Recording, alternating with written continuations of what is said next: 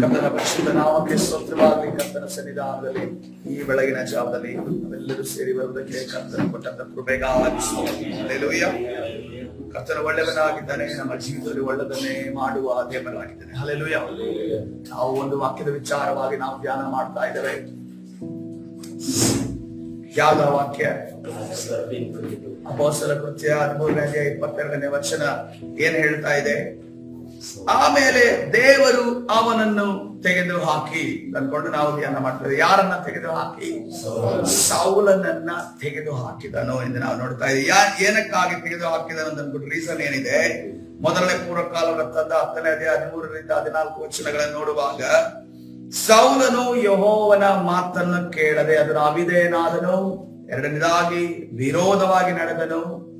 ಮೂರನೇದಾಗಿ ದ್ರೋಹ ಮಾಡಿದನು. ಅದೇ ರೀತಿ ಯೆಹೋವನ ಸನ್ನಿಧಿಯಲ್ಲಿ ವಿಚಾರಿಸದೆ, ಯಾರಲ್ಲಿ ವಿಚಾರಿಸದೆ? ಪ್ರೇತ ಸಿದ್ಧರಲ್ಲಿ ವಿಚಾರಿಸಿದರಿಂದಲೂ ಅವನಿಗೆ ಇಂಥ ಮರಣವಾಯಿತು ಎಂದು ನಾವು ನೋಡ್ತಾ ಇದ್ದೇವೆ. ಹಲ್ಲೆಲೂಯಾ.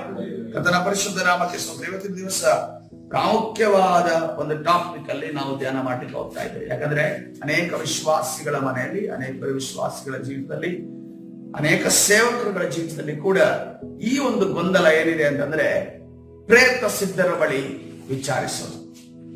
ಅನ್ಯ ಜನರು ಯಾರು ಕಣಿ ಹೇಳ್ತಾರೋ, ಭವಿಷ್ಯ ಹೇಳ್ತಾರೋ, ಅದವರು ಅವಾಗ ಹೋಗಿ ಅವ್ರ ಹತ್ರ ಹೋಗಿ ವಿಚಾರಿಸೋದು. ಇದು ಮಾಡ್ತಾರ ವಿಶ್ವಾಸಿಗಳು?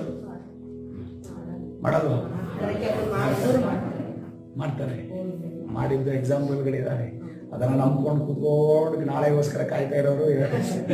ಅದಕ್ಕೋಸ್ಕರವಾಗಿ ಇವತ್ತಿನ ದಿವಸ ಆ ಟಾಪಿಕ್ ಅನ್ನು ನಾವು ಟಚ್ ಮಾಡ್ಲಿಕ್ಕೆ ಹೋಗ್ತಾ ಇದ್ದೇವೆ. ಸೌಲನು ಏನ್ ಮಾಡ್ತಾನೆ? ಏನ್ ಮಾಡ್ತಾ ಇದ್ದಾನೆ? ಅದನ್ನ ಪ್ರೇತಸಿದ್ಧ ಸರ್ವಶಕ್ತನಾದ ದೇವರಿಂದ ಅಭಿಷೇಕಿಸಲ್ಪಟ್ಟವನು, ಆರಿಸಲ್ಪಟ್ಟವನು, ಆತನಿಗೋಸ್ಕರ ರಾಜನಾಗಿ ನೇಮಿಸಲ್ಪಟ್ಟವನು. ಇವನು ಯಾಕೆ ಆ ಪ್ರೇತ ಸಿದ್ಧರ ಬಳಿಗೆ ಹೋಗ್ತಾನೆ? ಏನು ಅವಶ್ಯಕತೆ ಏನಾಯ್ತು? ದೇವರಿಂದ ಉತ್ತರ ಬರಲಿಲ್ಲ. ದೇವರ ಆತ್ಮ ಅವನಲ್ಲಿ ಇರಲಿಲ್ಲ, ದುರಾತ್ಮ ಅವನ ಒಳಗಡೆ ಇತ್ತು. ಅವ್ರಿಗೆಲ್ಲ ಮರ್ತೋಯ್ತು ಅವನಿಗೆ ಆಜ್ಞೆಗಳು. ಮೊದಲನೇದಾಗಿ ಏನಾಯ್ತು ಅಂದ್ರೆ, ಸಮುವೇಲ ಸತ್ತೋದ. ಯಾರು ಪ್ರವಾದಿಯಾಗಿದ್ದ, ಯಾರು ದೈವೋಕ್ತಿಯನ್ನು ಹೇಳ್ತಾ ಇದ್ದ, ಪ್ರವಾದಿ ಅವನಿಲ್ಲ. ಈಗ ಅವನು ಇಲ್ದಿರೋ ಪರಿಸ್ಥಿತಿಯಲ್ಲಿ ಸೌಲ ಇದ್ದಾನೆ.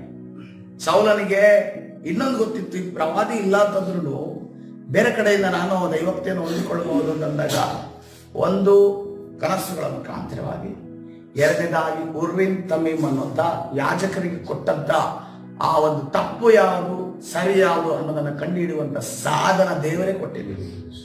ಅದರ ಮುಖಾಂತರವಾಗಿ ಮುಂದೆ ನಡೆಯೋದು ಅಥವಾ ನಾನು ಮಾಡ್ತಿರೋದು ತಪ್ಪೋ ಸರಿನೋ ಅಂತ ಅನ್ಕೊಂಡು ತಿಳಿದುಕೊಳ್ಳುವಂತ ಒಂದು ಒಂದು ಅವಕಾಶವನ್ನು ದೇವರು ನಮಗೆ ಕೊಟ್ಟಿದ್ರು. ದೇವರ ಕನಸುಗಳ ಮುಖಾಂತರವಾಗಿ ಮಾತಾಡ್ತಾನೆ, ದರ್ಶನದ ಮುಖಾಂತರವಾಗಿ ಮಾತಾಡ್ತಾನೆ. ಆದ್ರೆ ಹೊಸ ಒಡಂಬಡಿಕೆಯಲ್ಲಿ ನಮಗೆ ಉರ್ರೀಮ್ ತಮೀಮ್ ಅಂತ ಅನ್ಕೊಂಡು ಆ ರೀತಿಯ ಸಾಧನ ಇಲ್ಲ.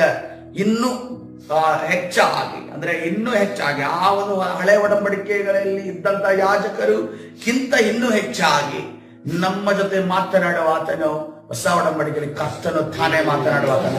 Hallelujah, hallelujah. ಯಾಕಂದ್ರೆ ನೋಡ್ರಿ, ಪ್ರಕಟಣೆ ಪುಸ್ತಕ ನೋಡ್ರಿ, ಯೋಹಾನನ ಜೊತೆ ಮಾತನಾಡಿದಂತ ಪ್ರಕಟಣೆ ಪುಸ್ತಕ, ಅದನ್ನ ಎಷ್ಟು ಸಾರಿ ನೀವು ಓದ್ರಿ, ಎಷ್ಟು ಸಾರಿ ಹೋದ್ರು ಕೂಡ ಅದನ್ನ ಈ ರೀತಿಯಲ್ಲಿ ಇದೆ ಅಂತ ಅನ್ಕೊಂಡು ಹೇಳೋದಕ್ಕೆ ಸಾಧ್ಯ ಇಲ್ಲ.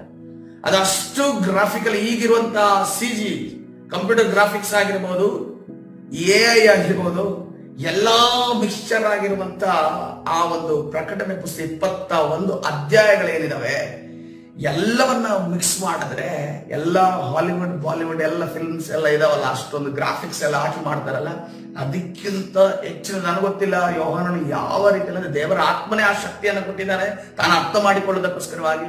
ದಾನಿಯೇಲನ ನೋಡ್ರಿ, ದಾನಿಯೇಲನು ಕೂಡ ಕಡೆ ದಿವಸಗಳ ಆ ಒಂದು ದರ್ಶನವನ್ನ ನೋಡಿದ, ಅದು ಕೂಡ ಅಷ್ಟೇ ಎಲ್ಲ ಕಂಪ್ಯೂಟರ್ ಗ್ರಾಫಿಕ್ಸ್. ನನಗೆ ಯಾವ ರೀತಿ, ನಾನು ಸ್ಟಾರ್ಟಿಂಗ್ ಅಲ್ಲಿ ಓದಿದಾಗ ನಾವು ಕೂಡ ಒಂದು ಕಂಪ್ಯೂಟರ್ ಒಂದು ಇದರಲ್ಲಿ ಕಂಪ್ಯೂಟರ್ ಇಂಜಿನಿಯರ್ ಆಗಿರೋದ್ರಿಂದ ನಮ್ಗೆಲ್ಲ ಯಾವ ರೀತಿ ಅನ್ಸೋದು ಅಂತಂದ್ರೆ, ಇದು ಕಂಪ್ಯೂಟರ್ ಗ್ರಾಫಿಕ್ಸ್ ರೀತಿಯಲ್ಲಿ ಇದೆಯಲ್ಲ. ಒಬ್ಬ ಮನುಷ್ಯನು ಕೋಡಿಂಗ್ ಬರೆದು ಒಂದು ಪ್ರಾಣಿಯನ್ನ ಮೂವ್ಮೆಂಟ್ ಮಾಡೋದಾಗಿ ಮಾಡ್ತಾನೆ, ನಿಂತಿರುವ ಪ್ರಾಣಿಯನ್ನ, ಚಿತ್ರವಾಗಿರುವ ಪ್ರಾಣಿಯನ್ನ ಮೂವ್ ಮಾಡುವಾಗ, ಮುಂದೆ ಹೆಜ್ಜೆ ಇಡುವಾಗ ಮಾಡ್ತಾರೆ. ಅದೇ ರೀತಿಯಲ್ಲಿ ಆ ರೀತಿಯ ವಿಚಾರವನ್ನ ಕರ್ತನು ಆವತ್ತೇ ಕಂಪ್ಯೂಟರ್ ಗ್ರಾಫಿಕ್ಸ್ ಅನ್ನ ಕಲಿಯದಂತ, ಆರ್ಟಿಫಿಷಿಯಲ್ ಇಂಟೆಲಿಜೆನ್ಸ್ ಕಲಿಯದಂತಹ ಯೋಹಾನನಿಗೆ ಕರ್ತನ ಆತನ ಜ್ಞಾನದ ಮುಖಾಂತರವಾಗಿ ಕೊಟ್ಟನೆಂದು ನಾವು ನೋಡ್ತೇವೆ. ಹಲ್ಲೆಲೂಯಾ. ಕರ್ತನ ಪರಿಶುದ್ಧ ನಾಮಕ್ಕೆ ಸ್ತೋತ್ರವಾಗಲಿ. ಈ ಸಮಯದಲ್ಲಿ ನಾವು ಆ ವಿಚಾರವನ್ನ ಮತ್ತೆ ತಿರುಗಿ ಬರೋಣ. ಸೌಲನ ಏನ್ ಮಾಡ್ತಾ ಇದ್ದಾನೆ, ಒಂದು ಆತನ ಜೀವಿತದಲ್ಲಿ ಏನ್ ನಡೀತಾ ಇದೆ. ಒಂದು ಸಮುವೇಲ ಸತ್ತೋಗಿದ್ದಾನೆ. ಇನ್ನೊಂದೇನಂತಂದ್ರೆ ದೇವರ ಕನಸಿನಲ್ಲೂ ಮಾತಾಡ್ತಾ ಇಲ್ಲ, ಬೇರೆ ಪ್ರವಾದಿಗಳ ಜೊತೆನೂ ಮಾತಾಡ್ತಾ ಇಲ್ಲ, ಉರ್ರಿನ್ ತಮೀಮ್ ಜೊತೆ ಮುಖಾಂತರವಾಗಿ ಕೂಡ ಸರಿ ಯಾವುದು ತಪ್ಪು ಯಾವುದು ಅಂತ ಅನ್ಕೊಂಡು ಹೇಳ್ತಾ ಇಲ್ಲ.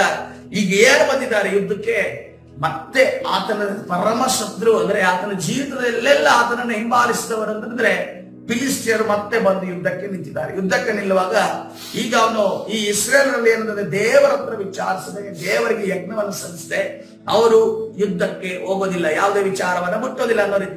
ಇವನಿಗೆ ಈಗ ತಿಳ್ಕೋಬೇಕು, ನಾನು ಯುದ್ಧಕ್ಕೆ ಹೋಗಬೇಕಾ ಯುದ್ಧಕ್ಕೆ ಹೋಗಬಾರ್ದ ಅಂತ ಅನ್ಕೊಂಡು ಅಂದಾಗ ಆತನ ಏನ್ ಮಾಡ್ತಾ ಇದ್ದಾನೆ, ಸೌಲನಾಗಿ ಪ್ರಯತ್ನಿಸಿದ್ದರ ಬಳಿಗೆ ಹೋಗ್ತಾ ಇಲ್ಲ.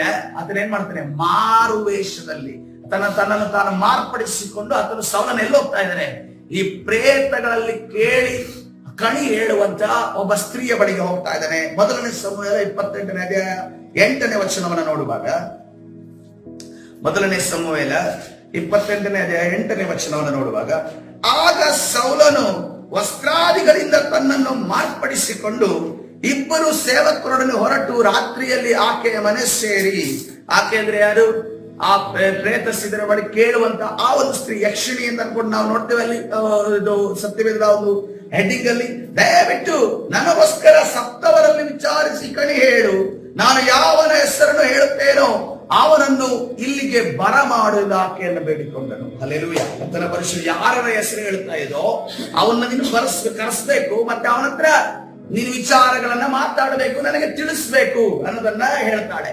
ಆದ್ರೆ ಈ ಒಂದು ಇಸ್ರೇಲ್ ದೇಶದಲ್ಲಿ ಈ ಪ್ರೇತಗಳ ಜೊತೆ ಅಥವಾ ಕಣಿ ಹೇಳೋರು ಈ ತರರನ್ನ ಯಾರು ಓಡಿಸ್ತಾನೆ? ಇದಕ್ಕಿಂತ ಮುಂಚೆ ಓಡಿಸ್ಬಿಟ್ಟವನು ಯಾರಿದ್ದಾನೆ? ಈ ಸೌಲನೇ ಆಗಿದ್ದಾನೆ. ಸೌಲನೇ ಅವ್ರನ್ನೆಲ್ಲ ಓಡಿಸಿದಾಗ ನಿಮ್ಮ ಅಗತ್ಯ ನಮಗಿಲ್ಲ, ನಿಮ್ಮ ಒಂದು ಗೊಡವೆ ನಮಗೆ ಬೇಡ, ನಮಗೆ ಸರ್ವಶಕ್ತನಾದ ದೇವರಿದ್ದಾನೆ, ಆತನನ್ನು ವಿಚಾರಿಸಿದಲ್ಲಿ ಆತನ ಭೂಮಿ ಆಕಾಶವನ್ನು ಉಂಟು ಮಾಡಿದ ದೇವರು ಆತನ ಎಲ್ಲವನ್ನು ನಮಗೆ ತಿಳಿಸಿಕೊಡ್ತಾನೆ ಅನ್ಕೊಂಡು ಯಾರು ಹೊರಡಿಸಿದ್ದಾರೆ? ಸೌಲನೇ ಹೊರಡಿಸಿದ್ದಾರೆ. ಆದ್ರೆ ಪರಿಸ್ಥಿತಿ ಏನಾಗಿದೆ ಈಗ ಅವನಿಗೆ, ಸೌಲನಿಗೆ ಮತ್ತೆ ಯಾವುದಕ್ಕೆ ಕಕ್ಕಿದ್ದಾನೋ ಅದನ್ನೇ ತಿನ್ನುವ ಪರಿಸ್ಥಿತಿ ಬಂದಿದೆ. ಯಾವುದನ್ನ ಕಕ್ಕಿದಾನೋ ಅದನ್ನೇ ತಿನ್ನುವ ಪರಿಸ್ಥಿತಿ ಬಂದಿದೆ. ಅದೇ ರೀತಿಯಲ್ಲಿ ನಮ್ಮ ವಿಶ್ವಾಸಿ ಜೀವಿತದಲ್ಲಿ ಕೂಡ ನಾವು ಏನನ್ನ ಕಕ್ಕಿದೆವೋ, ಯಾವುದನ್ನ ಇದು ಬೇಡ ಅಂತ ಅನ್ಕೊಂಡು ಬಿಟ್ಟಿದೆವೋ, ಯಾವುದನ್ನ ಈ ಲೋಕ ಅಂತ ಅನ್ಕೊಂಡು ಬಿಟ್ಟಿದೆವೋ, ಯಾವುದನ್ನ ಇದು ಪಾಪ ಅಂತ ಅನ್ಕೊಂಡು ಬಿಟ್ಟಿದೆವೋ, ಆದ್ರೆ ಅದನ್ನೇ ಮತ್ತೆ ತಿನ್ನುವಂತ ಒಂದು ನಾವು ಸೌಲನ ರೀತಿಯಲ್ಲಿ ಕಾರ್ಯ ಮಾಡೋದಾದ್ರೆ ಬೇರೆ, ಸೌಲನ ಜೀವಿತದಲ್ಲಿ ನಡೆದಂತ ಅನೇಕ ಕಾರ್ಯಗಳು ನಮ್ಮ ಜೀವಿತದಲ್ಲೂ ಕೂಡ ನಡೀತಾನೆ. ಇವತ್ತಿನ ದಿವಸ ನಾವು ದೇವರ ಕಡೆ ತಿರುಗಬೇಕಾಗಿದೆ. ಕಕ್ಕಿದ್ದನ್ನ ತಿನ್ನೋದು ಯಾವ್ದಾಗಿದೆ? ಯಾವ ಪ್ರಾಣಿ ಆಗಿದೆ? ನಾಯಿಯಾಗಿದೆ. ನಾವು ನಾಯಿ ಅಲ್ಲಲ್ವಾ? ನಮ್ಗೆ ದೇವರು ಕೈ ಕೊಟ್ಟಿದ್ದಾರೆ, ಮಾತಾಡೋದಕ್ಕೆ ಜ್ಞಾನ ಕೊಟ್ಟಿದ್ದಾರೆ, ವಿಸ್ಡಮ್ ಕೊಟ್ಟಿದ್ದಾರೆ, ತಿಳುವಳಿಕೆ ಕೊಟ್ಟಿದ್ದಾರೆ, ನಡೆಯೋದಕ್ಕೆ ಎಲ್ಲದಕ್ಕೂ ಕಾರ್ಯಗಳನ್ನು ಕೊಟ್ಟಿದ್ದಾರೆ. ಅದಕ್ಕೋಸ್ಕರವಾಗಿ ಇವತ್ತಿನ ದಿವಸ ನಾವು ನಾಯಿಯ ರೀತಿಯಲ್ಲಿ ವರ್ತಿಸದೆ ನಾವು ದೇವರು ಉಂಟು ಮಾಡಿದಂತ, ದೇವರು ಪ್ರೀತಿಸಿ ಉಂಟು ಮಾಡಿದಂತ ಮನುಷ್ಯರ ರೀತಿಯಲ್ಲಿ ವರ್ತಿಸುವವರಾಗೋಣ.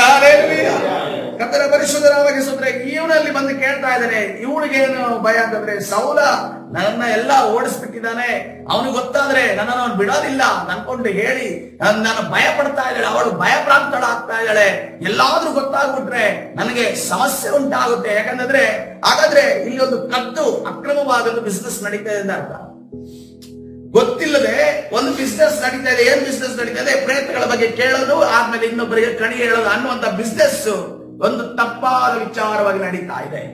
ಒಂದು ಬಿಸ್ನೆಸ್ ಏನಾಗ್ತಿದೆ, ಯಾರಿಗೂ ಗೊತ್ತಿಲ್ಲದಂಗೆ ನಡೀತಾ ಇದೆ ಅನ್ನೋದನ್ನ ಗಮನಿಸ್ತೇವೆ. ಇದೇ ರೀತಿಯಲ್ಲಿ ಯಾರಿಗೂ ಗೊತ್ತಿಲ್ಲದಂಗೆ ಒಂದು ಬಿಸ್ನೆಸ್ ನಡೀತು ಸತ್ಯವೇದದಲ್ಲಿ. ಯಾವ್ದದು?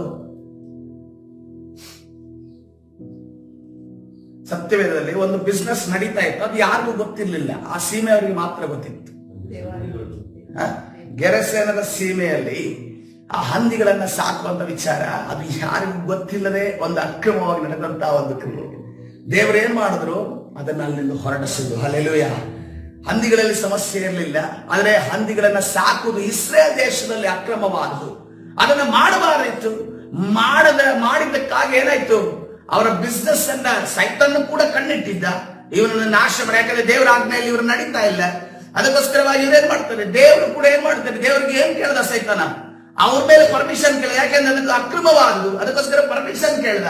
ಅದ್ರೊಳಗಡೆ ಹೋದ, ಎಲ್ಲವೂ ಕೂಡ ಸತ್ತು ಬಿದ್ದು ನಾಶವಾಯಿತು. ಇವತ್ತಿನ ದಿವಸ ಯಾವುದಾದ್ರೂ ಬಿಸ್ನೆಸ್ ಬೇರೆ ಅಕ್ರಮವಾಗಿ ಅನ್ಯಾಯವಾಗಿ ನಾವು ಮಾಡೋದಾದ್ರೆ ಅದರ ಮೇಲೆ ಸೈತಾನನಿಗೆ ಅಧಿಕಾರ ಇರುತ್ತೆ. ಅದರಿಂದ ನಾವು ಲಾಭ ಅಂತ ಅನ್ಕೊಂಡು ಎಕ್ಸ್ಪೆಕ್ಟ್ ಮಾಡ್ತಾ ಇರ್ತೀವಿ, ಬಟ್ ನಮಗೆ ಲಾಭ ಅದು ದೊರೆಯೋದಿಲ್ಲ. ನಮಗೆ ಎಂದಿಗೂ ಕೂಡ ಏನಾಗಿದೆ? ಉರುಲಾಗಿದೆ. ಹಲ್ಲೆಲೂಯಾ, ಉರುಲಾಗಿದೆ. ಅದಕ್ಕೋಸ್ಕರವಾಗಿ ಆ ಉರುಳನ್ನ ನಮ್ಮ ಕಾಲಿಗೆ ನಾವೇ ಕಟ್ಟಿಕೊಂಡು, ಅದು ಕುತ್ತಿಗೆಗೆ ಕಟ್ಟಿಕೊಂಡು ನಾವು ಯಾವ ಕಾರ್ಯವನ್ನ ಮಾಡೋದಕ್ಕೆ ಹೋದ್ರೂ ಕೂಡ ಅದು ನಮ್ಮನ್ನ ಒಂದು ದಿವಸ ನಮ್ಮನ್ನ ಸಾವಿಗೆ ತಂದು ಇಡುತ್ತದೆ. ಹಲ್ಲೆಲೂಯಾ. ಮುಂದೆ ಹೋಗೋಣ ಕರ್ತನ ಸನ್ನಿಧಾನದಲ್ಲಿ. ಈಗ ಆಕೆ ಇವನು ಒತ್ತಾಯ ಮಾಡ್ತಿದ್ದಾನೆ, ಇವನು ತುಂಬಾ ಒತ್ತಾಯ ಮಾಡುವಾಗ ಆಕೆ ಏನಂತಾಳೆ, ಆಗ ಸ್ತ್ರೀಯು ನಿನಗೆ ಯಾರನ್ನ ಬರ್ಮಾಡ್ಬೇಕಪ್ಪ, ಯಾರನ್ನ ಕರ್ಕೊಂಡ್ ಬರ್ಬೇಕು ಅಂತ ಅನ್ಕೊಂಡು ಕೇಳಿದಾಗ ಎನ್ನಲು ಸಮುವೇಲನನ್ನು ಎಂದು ಉತ್ತರ ಕೊಟ್ಟರು. ಸಮುವೇಲನ್ನ ಸತ್ತೋಗಿದಾನಲ್ಲ, ಅವನ ಆತ್ಮವನ್ನ ನೀನು ತರಿಸು ತಂದ್ಕೊಂಡು ಹೇಳುವಾಗ ಆಕೆ ಆ ಸ್ತ್ರೀಯು ಸಮುವೇಲನನ್ನು ಕಂಡ ಕೂಡಲೇ ಗಟ್ಟಿಯಾಗಿ ಕೂಗಿ, ಸಮುವೇಲ ಅಂತ ಅಂದ್ಕೊಂಡು ಹೇಳಿದ ಕೂಡಲೇ ಇವಳು ಗಟ್ಟಿಯಾಗಿ ಇವಳಿಗೆ ಒಂದು ಇಂಟು ಸಿಕ್ತು ಅಲ್ಲಿ. ಯಾಕಂತಂದ್ರೆ ಇವಳು ಮುಖ ನೋಡೆ ಕಂಡು ಹಿಡಿಯೋಳು, ಮತ್ತು ಅದೇ ರೀತಿಯಲ್ಲಿ ಬೇರೆಯವರ ಭವಿಷ್ಯವನ್ನ ತಪ್ಪಾಗ್ಲಿ ಸರಿಯಾಗ್ಲಿ ಏನೇನು ಹಂಗೆ ಅಡ್ಜಸ್ಟ್ಮೆಂಟ್ ಅಲ್ಲಿ ಹೇಳೋಳು. ಇವಳಿಗೆ ಆ ಒಂದು ಎಕ್ಸ್ಪೀರಿಯನ್ಸ್ ಇಂದ ಏನ್ ತಿಳಿದು ಬರ್ತಾ ಇದೆ ಅಂತಂದ್ರೆ, ನೀನು ನನ್ನನ್ನು ವಂಚಿಸಿದ್ದೇಕೆ, ನೀನು ಸೌಲನಲ್ಲವೋ ಅಂದಳು. ಈಗ ಯಾರು ಬಂದಿರೋದು ಅಂತ ಅನ್ಕೊಂಡು ಗೊತ್ತಾಯ್ತು ಅವರಿಗೆ. ಇದುವರೆಗೂ ಮಾರು ವಯಸ್ಸದಲ್ಲಿ ಅವನು ಬಂದಿದ್ದ. ಯಾಕಂತಂದ್ರೆ ಇಸ್ರೇಲರ ರಾಜ, ಸರ್ವಶಕ್ತನನ್ನ ದೇವರನ್ನ ನಂಬಿರುವಂತಹ ವ್ಯಕ್ತಿ. ಇವನು ಹೋಗಿ ಪ್ರೇತ ಸಿದ್ಧರ ಮಧ್ಯದಲ್ಲಿ ಕೂತಿದ್ದಾನೆ ಅಂದ್ರೆ ಮರ್ಯಾದೆ ಏನಾಗ್ಬೇಕು ಅಂತ ಅನ್ಕೊಂಡು ಏನ್ ಮಾಡ್ತಾ ಇದ್ದಾನೆ, ಮಾರು ವೇಷ ಹಾಕೊಂಡು ಆತನ ಆಕೆ ಬಳಿಗೆ ಹೋಗ್ತಾ ಇದ್ದಾನೆ. ಆಕೆ ಏನ್ ಮಾಡ್ತಿದ್ದಾಳೆ, ಸ್ವಲ್ಪ ಮಾತಾಡೋ ನಂತರ ಇವನು ಯಾವಾಗ ಸಮುವೇಲ ಅಂತ ಅನ್ಕೊಂಡು ಹೆಸರೆತ್ತಿದ್ನೋ ಆವಾಗಲೇ ಗೊತ್ತಾಯ್ತು ಇವನು ಸೌಲನೇ ಇವನು ಅಂತ ಅನ್ನೋ ರೀತಿಯಲ್ಲಿ ಗೊತ್ತಾಯ್ತು. ಈಗ ಅವಳಿಗೆ ಕನ್ಫರ್ಮೇಶನ್ ಏನಾಯ್ತು ಅಂತಂದ್ರೆ, ಸೌಲನೇ ಬಂದ್ಮೇಲೆ ಇನ್ನೇನ್ ನನ್ ಭಯ ಅಂತ ಅನ್ನೋ ರೀತಿಯಲ್ಲಿ ಅವಳು ಫುಲ್ ಗಟ್ಟಿ ಆಗ್ಬಿಟ್ಲು.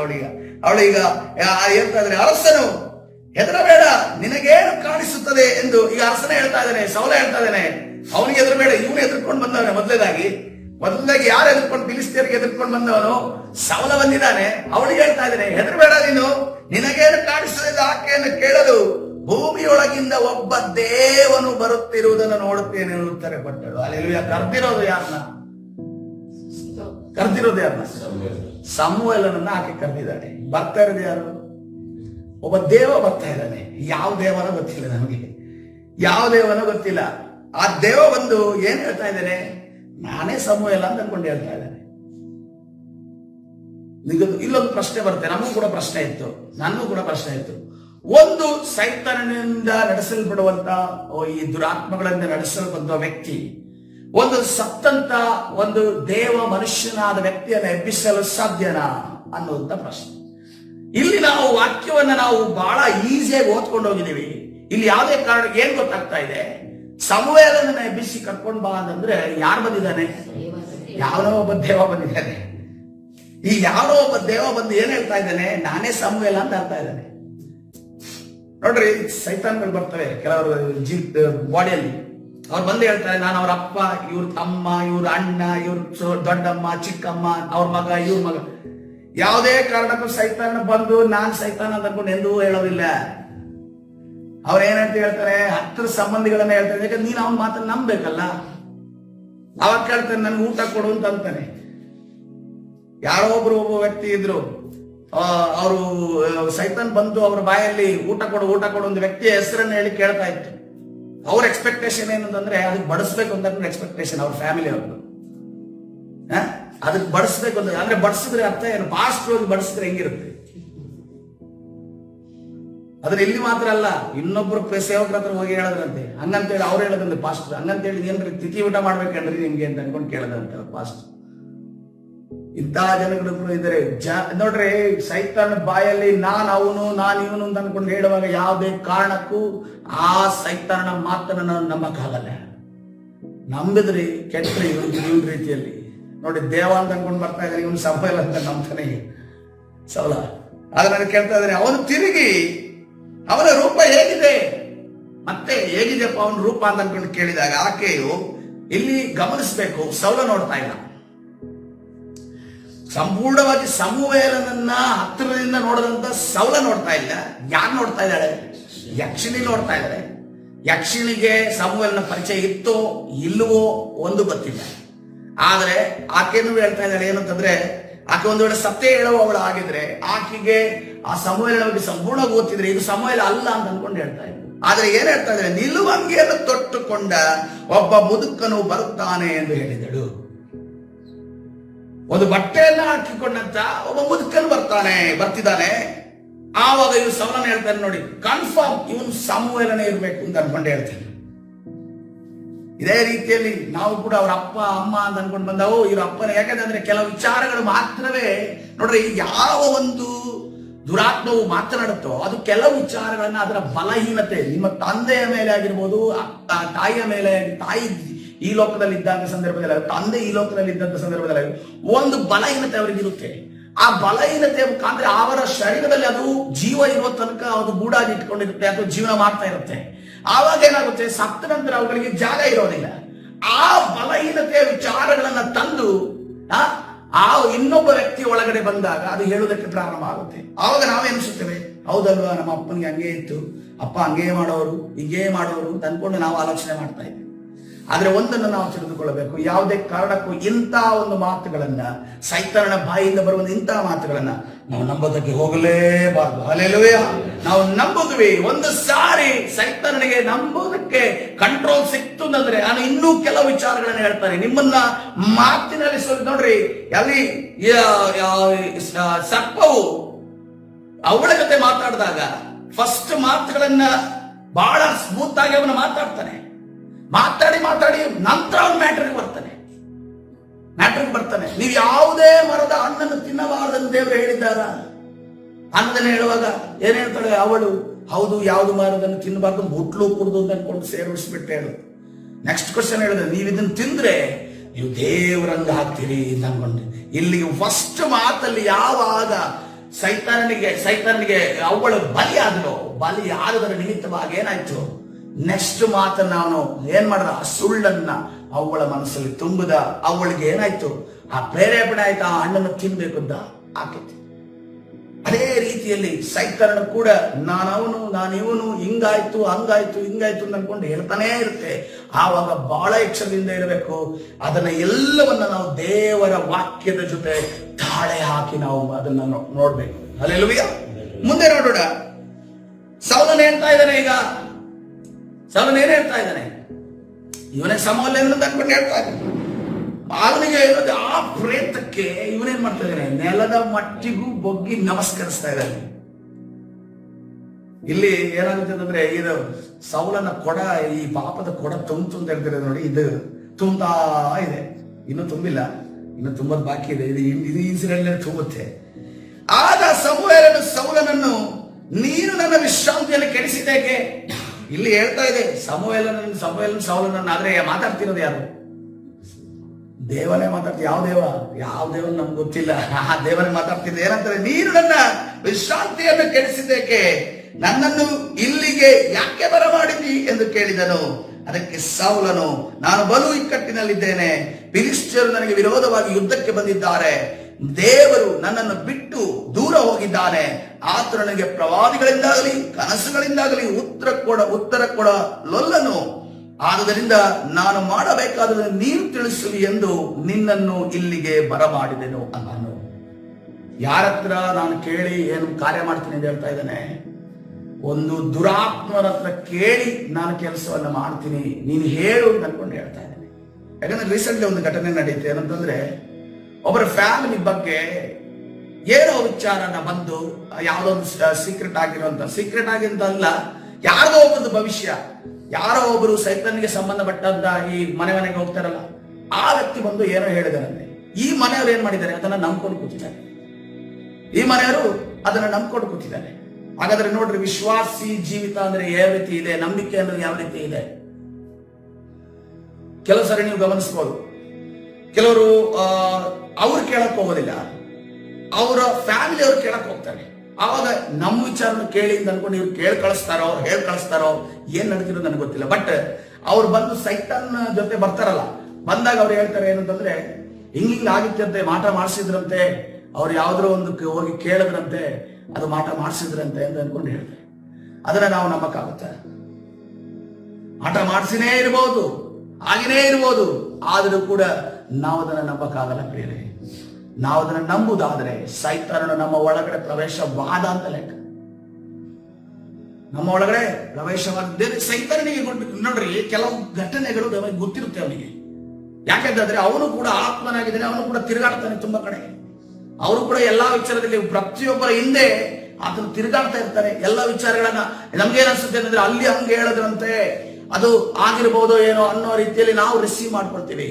ಆದ್ರೆ ಈ ರೀತಿ ಸೌಲನ ರೀತಿಯಲ್ಲಿ ನಾವು ತಪ್ಪು ಮಾಡಿದ್ರೆ ನಾವು ಸೈತಾನನ ಗುಂಡಿಗೆ ಬಿದ್ವಿ ಅಂತ ಹೇಳ್ತಾರೆ. ನಾವು ಯಾರ ಮಾತುಗಳನ್ನು ನಾವು ವಿಚಾರಿಸಬೇಕು? ಯಾರ ಹತ್ರ ವಿಚಾರಿಸಬೇಕು? ದೇವರ ಹತ್ರ ಮಾತ್ರವೇ ವಿಚಾರಿಸಬೇಕು. ಹಲ್ಲೆಲೂಯಾ. ದೇವರು ಹೇಳಿದ್ರೆ ಅದು ಆಗಿದೆ, ದೇವರು ಹೇಳಿಲ್ಲ ಅಂತಂದ್ರೆ ಅದು ಆಗಿಲ್ಲ ಅಂತ ಅರ್ಥ. ಹಲ್ಲೆಲೂಯಾ. ನಾವು ಪ್ರಾರ್ಥನೆಯನ್ನ ಮುಂದುವರಿಸಬೇಕು, ಅಷ್ಟೇ ಮಾಡಬೇಕು ಹೊರತು ಆ ಸೈತಾನನ ಬಳಿ ಹೋಗಿ ಕೇಳಿದವರ ಹತ್ರ ಹಿಂಗ್ ಹೇಳಿದ್ರಂತೆ, ಹಿಂಗ್ ಮಾಡಿದ್ರಂತೆ ಅನ್ಕೊಂಡು ಹೇಳಿದಂತ ಅಂತೆ ಕಂತೆಗಳನ್ನ ನಾವು ನಂಬಿದ್ರೆ ನಾವು ವಿಶ್ವಾಸಿ ಜೀವಿತದಲ್ಲಿ ಕೆಟ್ಟುವೆ ಪ್ರಿಯರೇ. ಅದೇ ನಮ್ಮ ಆಶೀರ್ವಾದಕ್ಕೆ ತಂದು ನಾಳೆ ಒಂದು ದಿವಸ ನಮಗೆ ಬಹಳ ಸೋಲಾದಾಗ, ಬಹಳ ಕುಗ್ಗಿ ಹೋದಾಗ ನಮ್ಮನ್ನು ಕೂಡ ಸೈತಾನ ಒಂದ್ಸರಿ ಅಲ್ಲಿ ಓದಿ ಕೇಳಿದ್ರೆ ಒಳ್ಳೇದಿತ್ತು ಅಂತ ಅನ್ಸುತ್ತೆ. ನಮ್ಗೆ ಈಗ ಅನ್ಸುತ್ತೆ, ನಮ್ಮ ನಂಬಿಕೆ ಗಟ್ಟಾಗಿದೆ, ನಾವೀಗ ಹೋಗೋದಕ್ಕೆ ಸಾಧ್ಯ, ಯಾವುದೇ ಕಾರಣಕ್ಕೆ ನಾನು ಹೋಗಲ್ಲ ಅಂತ ಅನ್ಕೊಂಡು. ಆದ್ರೆ ನೋಡ್ರಿ, ಪರಿಸ್ಥಿತಿ ಯಾವತ್ತೂ ಕೂಡ ಒಂದೇ ರೀತಿ ಇರೋದಿಲ್ಲ. ನಾವು ಕುಗ್ಗಲ್ಪಟ್ಟಾಗ, ನಾವು ಸೋತು ಹೋದಾಗ, ಅನೇಕ ಬಾರಿ ಪಾಪದ ಜೀವಿತದಿಂದ ಹೊರಗಡೆ ಬರದೆ ಅನೇಕ ಸೋಲುಗಳನ್ನು ಅನುಭವಿಸಿದಾಗ, ವಿಶ್ವಾಸಿ ಜೀವಿತದಲ್ಲಿ ಇನ್ನೇನು ನಾನು ತಿರುಗಿ ಲೋಕಕ್ಕೆ ಹೋಗಬೇಕು ಅಂತ ಅನ್ಕೊಂಡು ಆ ಒಂದು ಅನ್ನುವಷ್ಟ ಮಟ್ಟದಲ್ಲಿರುವಾಗ ಏನಾಗುತ್ತೆ ಪರಿಸ್ಥಿತಿ? ಈಗ ಸೌಲನ ಜೀವಿತ ಹಂಗೆ ಇದೆ. ಇನ್ನೇನು ನಾನು ದೇವರಿಂದ ಕೈ ಬಿಡಲ್ಪಡಬೇಕು ಸಂಪೂರ್ಣವಾಗಿ ಅಂತ ಒಂದು ಪರಿಸ್ಥಿತಿಯಲ್ಲಿ ಸೌಲನಿದ್ದಾನೆ. ಅವನಿಗೆ ಬೇರೆ ಯಾವುದೇ ಇದಿಲ್ಲ. ಅವನ ಯಕ್ಷಿಣಿ ಬಳಿ ಹೋಗ್ಲೇಬೇಕಾದಂತ ಪರಿಸ್ಥಿತಿ ಎದುರಾಗಿದೆ. ಯಾಕಂತಂದ್ರೆ ಒಂದು ವೇಳೆ ನಾನು ಯುದ್ಧಕ್ಕೆ ಹೋದ್ರೆ ಗೊತ್ತಿಲ್ಲದೆ ನನ್ನ ಪ್ರಾಣ ಹೋಗುತ್ತೆ. ಪ್ರಾಣ ಉಳಿಸ್ಬೇಕು ಅಂತಂದ್ರೆ ನನಗೆ ಏನಾಗುತ್ತೆ ಅಂತ ಗೊತ್ತಾಗಬೇಕು. ಏನಾಗುತ್ತೆ ಅಂತ ಗೊತ್ತಾಗಬೇಕು. ಗೊತ್ತಾದ್ರೆ ಮಾತ್ರ ನಾನು ಅದನ್ನ ತಿಳಿದುಕೊಳ್ಳಲು ಸಾಧ್ಯ, ನಾನು ಅದನ್ನ ಮುಂದೆ ಹೋಗಲು ಸಾಧ್ಯ ಅಂತ ಅನ್ಕೊಂಡ. ಅದೇ ರೀತಿ ನಮ್ಮ ಜೀವಿತದಲ್ಲಿ ಕೂಡ ಕೆಲವರು ಪ್ರವಾದಿಗಳನ್ನು ಕೂಡ ಬಹಳ ಎಚ್ಚರದಿಂದ ಪ್ರಿಯರೇ ಗೆಸ್ ಮಾಡ್ಕೊಂಡು ಹೇಳ್ತಾರೆ, ಮುಖದ ಛಾಯೆ ನೋಡ್ಕೊಂಡು ಹೇಳ್ತಾರೆ. ಒಬ್ರು ಪ್ರವಾದಿ ಏನಂತಂದ್ರೆ, ಮಗ ಮತ್ತು ತಾಯಿ ಬಂದು ಮುಂದೆ ನಿಂತರು. ಮಗ ಮತ್ತು ತಾಯಿ ಬಂದು ಇವರು ಏನ್ ಪ್ರೇಯರ್ ಮಾಡ್ತಿದ್ದಾರೆ ಅಂತಂದ್ರೆ, ಗಂಡ ಹೆಂಡತಿ ಅನ್ಕೊಂಡು ಪ್ರೇಯರ್ ಮಾಡ್ತಿದ್ದಾರೆ. ಇವ್ರು ಯಾರು? ಸೋ ಕಾಲ್ಡ್ ಪ್ರವಾದಿ, ಸರ್ವಶಕ್ತನಾದ ದೇವರ ಯೆಹೋವನ ಇಂತೇನು ತಾನೆ ಅಂತ ಅನ್ಕೊಂಡು ಹೇಳುವಂತ ಪ್ರವಾದಿ ಏನ್ ಮಾಡ್ತಾ ಇದ್ದಾರೆ? ಬಂದು ನಿಂತು ಕೂಡಲೇ ಏನೋ ವಿಚಾರಿಸದೆ ಅಟ್ಲೀಸ್ಟ್ ದೇವರ ಆತ್ಮ ತಿಳಿಸ್ತಾ ಇದೆ ಅಂತ ಅನ್ಕೊಂಡು ಅದನ್ನಾದ್ರೂ ಗ್ರಹಿಸಿಕೊಂಡು ಪ್ರವಾದನೆ ಹೇಳಿದ್ರೆ ಪರವಾಗಿಲ್ಲ. ತಾಯಿ ಮಗ ನಿಂತಿದ್ದಾರೆ, ಪ್ರವಾದ ಹೆಂಗ್ ಹೇಳ್ತಾ ಇದ್ದಾರೆ? ಗಂಡ ಹೆಂಡತಿ ಹೇಳ್ತೀವಿ. ಏನ್ ಮಾಡ್ಬೇಕು ಈಗ ಅವರು?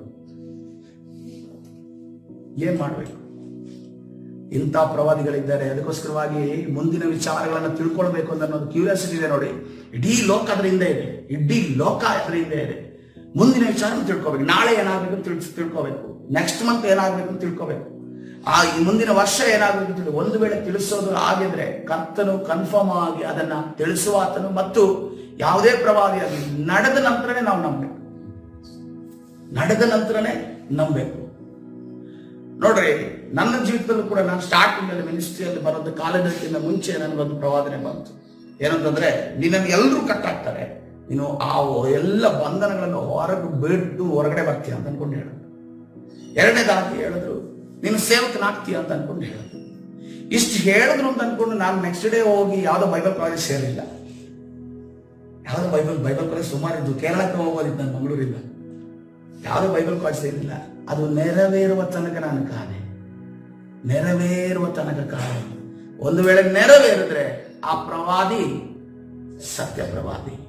ಒಂದು ವೇಳೆ ನೆರವೇರಿಲ್ಲ ಅಂತಂದ್ರೆ ಆ ಪ್ರವಾದನೆ ನಾವು ಅಲ್ಲಗಳಿದ್ರೆ ಮನಸ್ಸಿಂದ ತೆಗೆದಾಕಿದ್ರೆ ಒಳ್ಳೇದು. ಸುಳ್ಳು ಪ್ರವಾದಿಂದ ಹೇಳೋದು ಬೇಡ, ಮನಸ್ಸಿಂದ ತೆಗೆದಾಕಿದ್ರೆ ಸಾಕು. ನಮ್ಗೆ ಹಾಕ್ಬೇಕು ಅಭಿಷಕ್ತನನ್ನ ಹುಟ್ಟೋದು ವೆರಿ ಡೇಂಜರಸ್. ಏನ್ ಬೇಕಾದ್ರೂ ಮಾಡ್ರಿ, ಅಭಿಷಕ್ತನನ್ನ 1 ಇಂಚ್ ಕೂಡ ಮುಟ್ಟಕ್ಕೆ ಹೋಗ್ಬೇಡ್ರಿ, ವೆರಿ ಡೇಂಜರಸ್. ಅದಕ್ಕೋಸ್ಕರ ನೋಡ್ರಿ, ಸೌಲ ರಣಶೂರನ್ನು ದಾವಿದ ಭಯಂಕರ ತಲೆ ಇದ್ದವನು. ನಾನೇನಂತಂದ್ರೆ ಏನೇ ಆದ್ರೂ ಕೂಡ ಸೌಲನನ್ನ ಮುಟ್ಟಕ್ಕೆ ಹೋಗಿ ಬೇಕಾದ್ರೆ ಓಡೋಗ್ತೀನಿ ಕಿಲೋಮೀಟರ್ ಗಟ್ಟಲೆ, ಅವನ ಮುಟ್ಟಕ್ಕೆ ಮಾತ್ರ ಹೋಗೋದಿಲ್ಲ. ಯಾಕಂದ್ರೆ ಎಲ್ಲಿಂದ ಬೀಳುತ್ತೆ ಅಂತ ಗೊತ್ತಾಗಲ್ಲ. ಈ ಬೇರೆ ಸಮಯದಲ್ಲಿ ಒದೆ ಯಾರು ಹೊಡೆದ್ರು ಎಲ್ಲಿಂದ ಬೀಳ್ತಾ ಇದೆ ಗೊತ್ತಾಗುತ್ತೆ. ಈ ಅಭಿಷಕ್ತರನ್ನ ಮುಟ್ರೆ ಎಲ್ಲಿಂದ ಬಿದ್ದಿದೆ, ಯಾರು ಹೊಡಿತಾ ಇದ್ದಾರೆ ಅಂತಾನೆ ಗೊತ್ತಾಗೋದಿಲ್ಲ. ಅದಕ್ಕೋಸ್ಕರವಾಗಿ ಬಹಳ ಎಚ್ಚರದಿಂದ ನಾವು ಇರೋಣ. ನೋಡ್ರಿ, ನಮಗೆ ಪ್ರಯತ್ನ ಸಿದ್ಧರ ಅವಶ್ಯಕತೆ ಇಲ್ಲ, ಕಣಿ ಹೇಳುವವರ ಅವಶ್ಯಕತೆ ಇಲ್ಲ. ನಮಗೆ ದೇವರಿದ್ದಾನೆ. ಹಲ್ಲೆಲೂಯ. ದೇವರು ನಿಮಗೆ ತಿಳಿಸೋದಾದ್ರೆ ಖಂಡಿತವಾಗಿ ಅದನ್ನು ತಿಳಿಸುವಾತನಾಗಿದ್ದಾನೆ. ಮತ್ತು ನಮಗೆ ಬೀಳುವಂತ ಕನಸುಗಳನ್ನು ಕೂಡ ನಾವು ಸತ್ಯವೇದದಲ್ಲಿ ಬಹಳ ಅದನ್ನ ವೆರಿಫೈ ಮಾಡ್ಬೇಕು. ಸಿಕ್ಕಿದ ಕೂಡಲೇ ಅದರಿಂದ ಓಡೋದಲ್ಲ, ಅದನ್ನ ವೆರಿಫೈ ಮಾಡ್ಬೇಕು. ನಾಳೆ ದಿವಸ ನೋಡ್ರಿ, ಒಂದು ಕನಸು ಬಿತ್ತು ಅಂತ ತಿಳ್ಕೊಡಿ, ಆ ದಾರಿಯಲ್ಲಿ ನೀವು 1/2 ಕಿಲೋಮೀಟರ್ ಹೋದ್ರಿ, 1 ಕಿಲೋಮೀಟರ್ ರೀಚ್ ಆಗೋದು, ಅರ್ಧ ಕಿಲೋಮೀಟರ್ ಹೋದ್ರಿ. ಈಗ ಆ 1/2 ಕಿಲೋಮೀಟರ್ ಹೋದ್ಮೇಲೆ ಆ ಕನಸು ಅದು ಸತ್ಯ ಅಲ್ಲ ಅಂತ ಗೊತ್ತಾಯ್ತು, ಮತ್ತೆ 1/2 ಕಿಲೋಮೀಟರ್ ಹಿಂದೆ ಬರ್ಬೇಕಾ? ಹಿಂದೆ ಮುಂದೆ ಬರೋದು ಬೇಡ. ಯಾರೇ ಇದ್ರೂ ದೇವರ ಸನ್ನಿಧಾನದಲ್ಲಿ ಆ ಕನಸಿನ ವಿಚಾರವಾಗಿ ನಾವು ಕನ್ಫರ್ಮೇಶನ್ ತಗೊಂಡು ನಾವು ಮುಂದೆ ಹೋಗೋಣ. ಹಲ್ಲೆಲೂಯ. ಕರ್ತನ ಪರಿಶುದ್ಧ ನಾಮಕ್ಕೆ ಸ್ತೋತ್ರವಾಗಿ. ಯಾರು ಕೂಡ ಕನಸು ಬಿದ್ದಾಗ ಇದು ಸುಳ್ಳಾಗಿ ಬಿದ್ದಿದೆ ಅಂತ ಅನ್ಕೊಂಡು ಯಾರು ಕೂಡ ನಿಮ್ಮನ್ನು ಇನ್ಸಲ್ಟ್ ಮಾಡೋದು ಬೇಡ. ನೀವೇ ವೆರಿಫೈ ಮಾಡ್ರಿ. ಯಾಕಂತಂದ್ರೆ ನಮಗೆ ದೇವರ ಆತ್ಮನ ನಡೆಸುವಿಕೆ ಮುಖ್ಯ. ನಾಳೆ ದಿವಸ ನೋಡ್ರಿ, ನಾಳೆ ದಿವಸ ತುಂಬಾ ಕ್ರಿಸ್ತ ವಿರೋಧಿಗಳ ಹಾರಾಟ ಜಾಸ್ತಿ ಆವಾಗ ಸೇವಕರು ಸಭೆ ನಿಮ್ಮ ಜೊತೆ ಇರೋದಿಲ್ಲ. ನೀವು ಒಂಟಿಯಾಗಿ ಎಲ್ಲೆಲ್ಲೆಲ್ಲ ಓಡಾಡ್ತಿರ್ತೀರಾ. ಆವಾಗ ನಿಮ್ಮನ್ನು ನಡೆಸುವಾತನು ದೇವರ ಆತ್ಮನೇ ಆಗಿದ್ದಾನೆ. ಹಲ್ಲೆಲೂಯ. ಅದಕ್ಕೋಸ್ಕರವಾಗಿ ದೇವರ ಆತ್ಮನ ನಡೆಸುವಿಕೆ ನಿಮಗೆ ಬೇಕೆಂದು ನಾವು ಕೇಳಬೇಕಾಗಿದೆ. ಹಲ್ಲೆಲೂಯ. ಅದಕ್ಕೋಸ್ಕರ ಯಾವ ಪ್ರಯತ್ನ ಸಿದ್ಧರ ಅವಶ್ಯಕತೆ ನಮಗಿಲ್ಲ, ಗಣಿ ಕೇಳುವ ಅವಶ್ಯಕತೆ ನಿಮಗಿಲ್ಲ. ಸೈತಾನನು ಅಪ್ಪ ಅಮ್ಮ ಅಕ್ಕ ತಂಗಿ ಹೇಳ್ಕೊಂಡು ಹೇಳುವಂತ ಸುಳ್ಳನ್ನ ನಾವು ಪೂರ್ಣವಾಗಿ ನಂಬುವ ಅಗತ್ಯ ಇಲ್ಲ. ಎಲ್ಲವನ್ನು ಕೂಡ ನೋಡ್ರಿ, ಸೈತಾನನ ಹೊಸ ರೂಪಗಳನ್ನು ನಾವು ಎಲ್ಲೂ ನೋಡ್ಬೇಕಂತಿಲ್ಲ. ಸತ್ಯವೇದದ ಆ ಒಂದು 66 ಪುಸ್ತಕಗಳಲ್ಲಿ ಸೈತಾನನ ಎಲ್ಲಾ ತಂತ್ರಗಳನ್ನ ದೇವರು ನಮಗೆ ಬಿಚ್ಚಿಟ್ಟಿದ್ದಾರೆ. ಹಾಲೆಲೂಯ. ನೋಡ್ರಿ, ಇಲ್ಲಿ ಕೂಡ ಈ ಕಾಲದಲ್ಲಿ ನಡೀತಿರೋದು, ಈ ಕಾಲದಲ್ಲಿ ಕೆಲವು ಮಾಡ್ತಿರುವ ಕಾರ್ಯವನ್ನ ದೇವರಲ್ಲಿ ಪ್ರಕಟಪಡಿಸಿದ್ದಾರೆ. ಇವತ್ತಿನ ದಿವಸ ಇದು ಲೈವ್ ಮುಖಾಂತರವಾಗಿ, ಈ ನಿಮ್ಮಗಳ ಮುಖಾಂತರವಾಗಿ ಇದು ಲೋಕಕ್ಕೆ ಪ್ರವೇಶವಾಗಲಿಕ್ಕಿದೆ. ಹಲ್ಲೆಲೂಯ. ನಾನು ಒಬ್ಬನೇ ಹೇಳಿದಂತಲ್ಲ, ಅನೇಕ ಜನರು ಈ ವಿಚಾರವಾಗಿ ಎಚ್ಚರಿಸಿದ್ದಾರೆ, ಈ ವಿಚಾರವಾಗಿ ಹೇಳಿದ್ದಾರೆ. ಅದನ್ನ ಮತ್ತೆ ತಿರುಗಿ ಈ ಒಂದು ಟಾಪಿಕ್ ಇವತ್ತಿನ ದಿವಸ ಬಂದಿದ್ದರಿಂದ ನಾನು ತಿರುಗಿ ನಿಮಗೆ ಹೇಳ್ತಾ ಇದ್ದೇನೆ. ಹಲ್ಲೆಲೂಯ. ಇದನ್ನ ನಾವು ನಮ್ಮ ಮನಸ್ಸಿನಲ್ಲಿ ಇಟ್ಟುಕೊಂಡು ಯಾವುದೇ ಕಾರಣಕ್ಕೂ ಸೈತಾನನ ಸುಳಿಗೆ ಬೀಳೋದು ಬೇಡ. ಇದು ಮುಗಿದಿಲ್ಲ, ಇನ್ನು ಮುಂದುವರೆದ. ಯಾಕಂದ್ರೆ ಸಮಯದ ರೀತಿ ಇರೋದನ್ನ ಈ ಸಭೆಗೆ ಪ್ರಾರ್ಥನೆ ಮಾಡೋಣ. ಪರಿಶುದ್ಧನ ದೇವರ ನಿನ್ನ ನಾಮಕ್ಕೆ ಸ್ತೋತ್ರವಾಗಲಿ. ಕರ್ತನೇ, ಹೌದು ಸ್ವಾಮಿ, ಕರ್ತನೇ, ನೀನು ಸರ್ವಶಕ್ತನಾದ ದೇವರ ಆಗಿದ್ದಿ, ನೀನು ಮಹಿಮೆ ಉಳ್ಳ ದೇವರ ಆಗಿದೆ. ಇವತ್ತಿನ ದಿವಸ ಸೌಲನ ವಿಚಾರವಾಗಿ ನಾವು ಕಲಿಯುವಾಗ ಕರ್ತನೇ ರಾಜ, ಕರ್ತನೇ, ಪ್ರೇತ ಸಿದ್ಧರ ಬಳಿ ಅವನು ಹೋಗುವುದನ್ನ ನಾವು ನೋಡ್ತೇವೆ. ಸಪ್ಪ ಕರ್ತನೇ, ಯಾವ ಪ್ರಯತ್ನ ಸಿದ್ಧರ ಬಗ್ಗೆ ನಮಗೆ ಕರ್ತನೇ ರಾಜ ನಮಗೆ ಅಗತ್ಯ ನಮಗಿಲ್ಲ. ಕರ್ತನೇ, ಭೂಮಿ ಆಕಾಶವನ್ನ, ಸಮುದ್ರವನ್ನ, ಒಣನೆಲವನ್ನ ಕರ್ತನೇ, ನಮ್ಮನ್ನ ನಿನ್ನ ಹಸ್ತದಿಂದ ಸೃಷ್ಟಿಸಿದ ದೇವರ ಸನ್ನಿಧಿಯಲ್ಲಿ ನಾವಿದ್ದೇವೆ. ಕರ್ತನೇ, ನಿನ್ನಲ್ಲಿ ವಿಚಾರಿಸಿದಾಗ ಕರ್ತನೇ, ನೀನು ಹೇಳುವಂತ ಪ್ರವಾದನೆ ಮಾತುಗಳು, ನೀನು ಹೇಳುವಂತ ಕನಸುಗಳು, ನೀನು ಹೇಳುವಂತ ದರ್ಶನಗಳು, ಕರ್ತನೇ, ನೀನು ಹೇಳುವಂತ ಸೂಚಕ ಕಾರ್ಯಗಳು ಅದೇ ನಮಗೆ ಸಾಕಾಗಿದೆ. ಕರ್ತನೇ, ಅದೇ ಸತ್ಯ, ಅದೇ ನಿತ್ಯವೂ ಆಗಿದೆ ಸ್ವಾಮಿ. ಕರ್ತನೇ, ನಮ್ಮ ಮನಸ್ಸಿನಲ್ಲಿ ಕರ್ತನೇ ರಾಜ ಈ ಲೋಕ ಸಂಬಂಧವಾದ ದುರಾತ್ಮಗಳಿಂದ ಮನುಷ್ಯರ ಮುಖಾಂತರವಾಗಿ ಮಾತನಾಡುವಂತ ಕರ್ತನೇ ರಾಜ ಕನಸುಗಳು ಕೊಡುವಂತ ದರ್ಶನಗಳನ್ನ ತಿರುಚುವಂತ ವಾಕ್ಯವನ್ನ ತಿರುಚುವಂತ ಎಲ್ಲಾ ಸೈತಾನನ ಕಾರ್ಯಗಳನ್ನ ನಜರೇತಿನ ಯೇಸುವಿನ ನಾಮದಲ್ಲಿ ಬಂಧಿಸಿ ಮುರಿದಾಯ್ತಾ. ಕರ್ತನೇ, ನಮ್ಮ ಸುತ್ತಲ ದಿನ ಬೆಂಕಿ ಬೇರೆ ಹಾಕು, ರಕ್ತ ಕೋಟೆಯಲ್ಲಿ ಬಚ್ಚಿಟ್ಟು ನಮ್ಮನ್ನು ಕಾಪಾಡು. ನೀನು ತಾನೇ ನಮ್ಮನ್ನು ನಡೆಸು. ಕರ್ತನಾದ ಯೇಸು ಸ್ವಾಮಿ ಹೆಸರಿನಲ್ಲಿ ಪ್ರಾರ್ಥಿಸಿ ಹೊಂದಿಕೊಳ್ತೇನೆ, ಜೀವ ಉಳ್ಳ ತಂದೆಯೇ. ಆಮೇನ್.